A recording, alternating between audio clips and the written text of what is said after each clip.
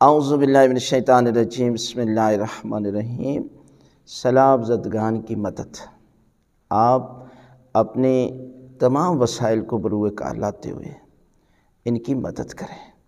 اگر آپ اس طریقے سے مدد نہیں کر سکتے تو ہمارے مجتہدین نے فتویٰ جاری کیا ہے۔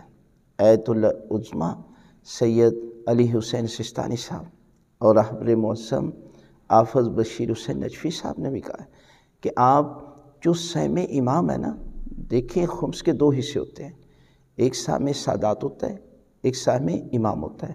سہم سادات جو ہے وہ سادات پر خرچ کرنا ہوتا ہے، اور آپ وہاں پر جو متاثر ہوئے ہیں وہاں پر سیلاب متاثرین میں سادات پر خرچ کریں۔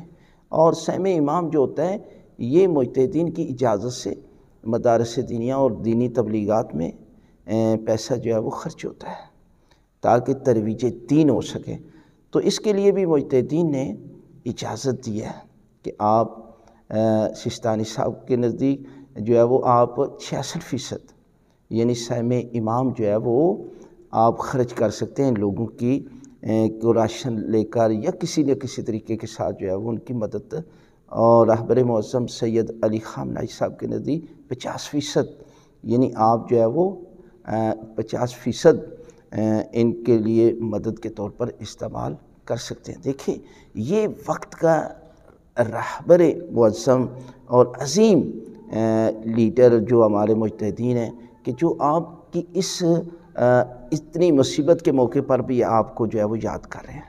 اس لیے جو لوگ ان علماء اور مجتہدین پر جو ہے وہ کہتے ہیں کہ انہیں ہماری قوم کا درد نہیں ہے، جو کہتے ہیں آج پیسے بٹورنے میں لگے ہوئے ہیں، ایک لفظ نہیں کہا ان کی ہمدردی کے لیے، سیلاب متاثرین کے لیے، لیکن مراجع نے وہاں بیٹھ کر فتویٰ جاری کر دیا ہے کہ اٹھیں اور ان کی مدد کریں، اور ان کی مدد کرنا سب سے عظیم ترین عبادت ہے۔